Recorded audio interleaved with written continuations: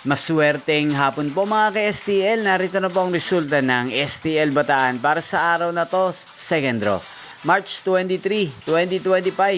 Araw ng linggo. Naway ang mga natayaan nyo po mga numero kanina ay manalo nawa ngayong hapong ito, 4 PM. Kaya't kunin nyo na po ang inyong mga tickets. Narito na po ang resulta.